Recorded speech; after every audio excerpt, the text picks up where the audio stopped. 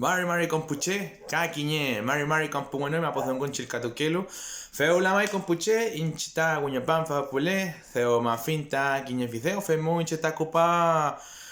Ki meluain, ta kinye fali chinemel. Feita chinemel ta nyei ta kupa. Buenas felices un goñei.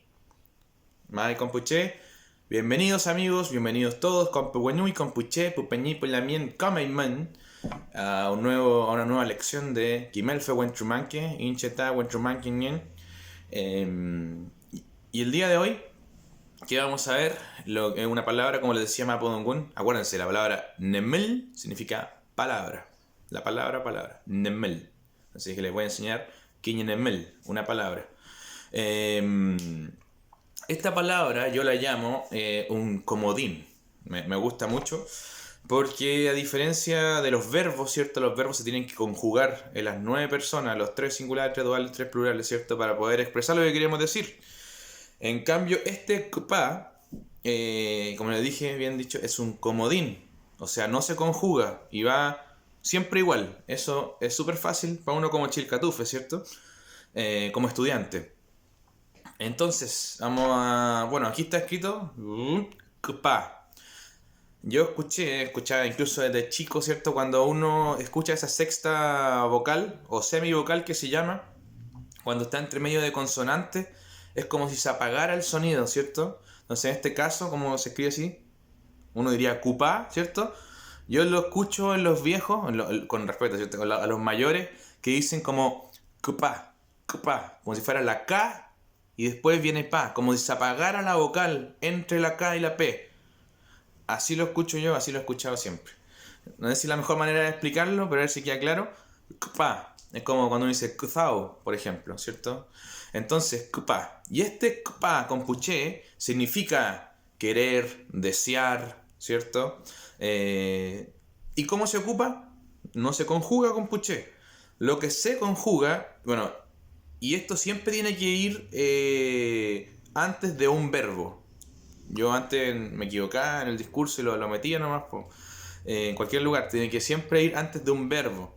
Y este escupá no se conjuga, no se niega, no se le pone ninguna partícula, va solito. Porque si usted lo conjuga, ya pasa a ser el verbo escupan. Ya es otra cosa, que vamos a ver en otra lección. Escupá, siempre solo. Entonces, por ejemplo, adivinen qué verbo vamos a ocupar. Zongun, sí, hablar. ¿Qué pasa si yo digo Kpa Zungulan? Kpa Zungulan. Ya vimos lo que era la la. La es negación. Y la N soy yo. Kpa Zungulan. No quiero hablar. Kpa Zungulei. Él está queriendo hablar. O él quiere hablar ahora.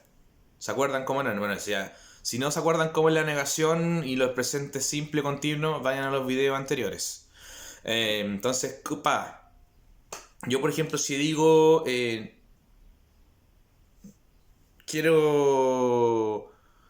A ver, ¿qué verbo? Pen, que es ver, ¿cierto? Cuando uno está haciendo el video se olvida de todos los verbos y cuando uno habla se acuerda de todo. Entonces, opin, que es decir, ¿cierto? Kupa pilan, no quiero decir, o no quiero, ¿cierto?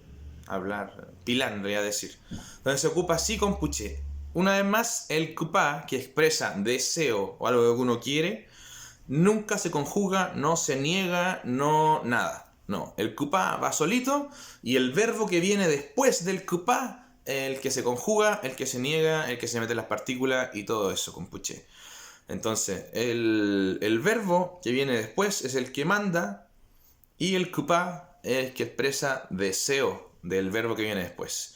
Pero mañana hace un film con puché, a fi, te faci video, que a pewain, que a antumeu. Pero callar con puché.